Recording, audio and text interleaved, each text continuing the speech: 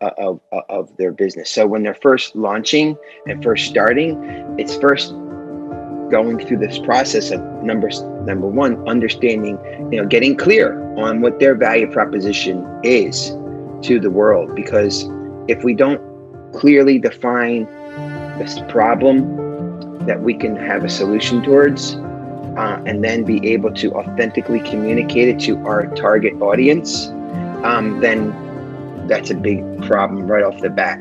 So oftentimes, it depends on, it's working to build a clear branded message, right? That defines that. I really tell them, if you need to be able to have that elevator pitch where it's extremely clear, so that when you're out there forging those relationships and getting people to know what it is that you do, you have to be able to root it with a problem which your core audience is looking to have solved.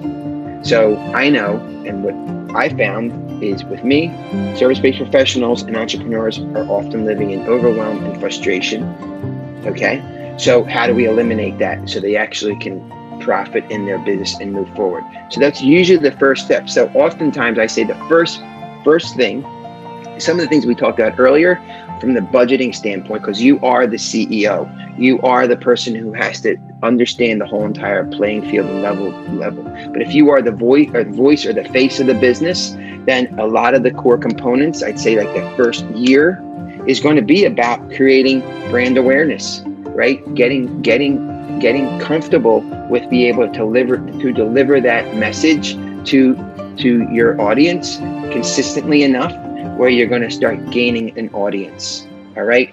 And so that's kind of first thing. And then number two, it's all about how do you then identify revenue points that could bring revenue in, right? A lot of times, I know even for me, like my ultimate goal is to scale my brand further along so I can reach more people, right?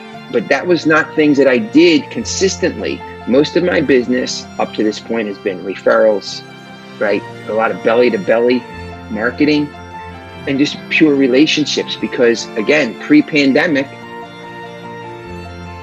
I was at networking events all the time, right? I created a community of people who knew who I was and what I did. Okay, but then pandemic happened. So okay, how are we going to shift here?